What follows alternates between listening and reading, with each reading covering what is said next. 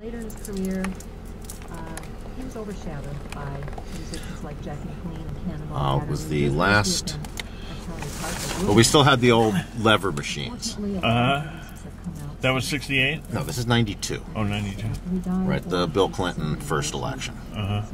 So I was running for sheriff as a write-in that nobody had run against the Republican incumbent. Nobody had done a serious effort as a write-in around here in 20-odd years.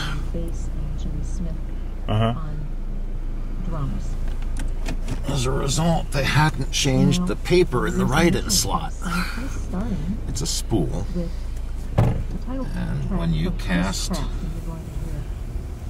a write-in vote, it would, as you pulled the big lever to finish your vote, it would pull the paper through the slot so that the next person would get another 3 inches of paper. Well, because the rolls were 20 to 30 years old, the paper was brittle and weakened further by somebody pressing a little bit with the pencil. It would split. So the next voter would open the write-in slip space, right, pull the slide, and find my name is already on there, because the last one hadn't been drawn through. And when they complained to the workers, the law was they had to take it down, take the machine out, and call the only 2 techs in the city who were authorized to replace the paper.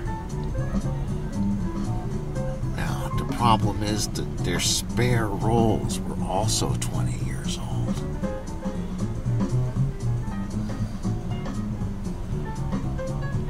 So it would go down again in a half hour.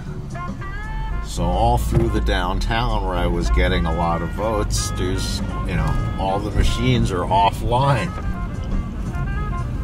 And at the Salvation Army, there had been 7 machines, but for much of the day there was only 1. Combined with record turnout. In fact, the ward recorded in the end 112% turnout. Which is not as scary as it sounds, because we have at the polls registration. Oh, I see, okay. So that, the number of the percentage of turnout is based on the number who were registered beforehand. Okay. And it being a, largely, although not overwhelmingly student district, you had a lot of new registrants. But, at the end of the Reagan-Bush 1 years was, everybody was ready to vote. And there hadn't been many votes cast in 90. No real races. It was another of those we didn't have a Senate race years.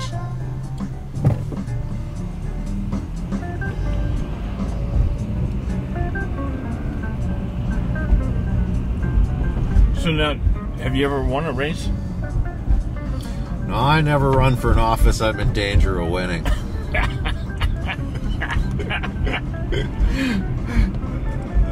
funny. That's what I say whenever people try and convince me to run for mayor.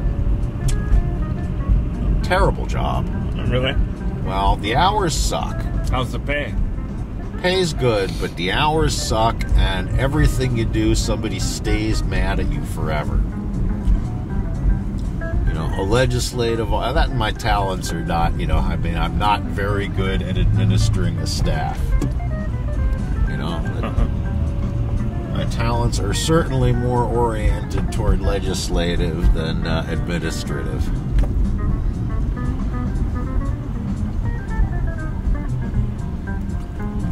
If you're looking at, the actual performance I'd have, I got no problem reading bills and, figuring out what perverse uses someone might put to them if they're passed. Then as a senator, I think I'd end up a lot more effective playing defense than getting my own bills passed. But then again, I'm pretty good at playing defense on bad bills at the State House here without being into place.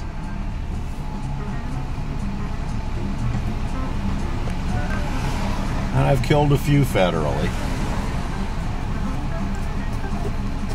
I guess the one I'm proudest of, which is one of Biden's, along with Orrin Hatch and Feinstein's. The Methamphetamine Act of 2000. Methamphetamine Anti-Proliferation Act. And what did you object to? Well, there were two bad provisions. One was the secret search warrants that later got passed in the Patriot Act. It must be rush hour. Williamson Street here was a factory worker neighborhood way back, right? The factory's over there, the old tractor factory. And come the 60s was like where the radical grad students who moved off campus for cheaper digs than you got near campus, and is now kind of the non-student hipster side of town. That's pretty. Bakery cooperative here, just been around since the early 70s. I like the houses. Not The glass pipe store. ostentatious, you know, they're reasonable houses. Look like they're Get one block in and they're kept up a whole lot better and a lot more expensive. Oh, really? The product store. I'm glad he picked that up. I was about to. If I had, I'd never get to leave my store like Rich doesn't.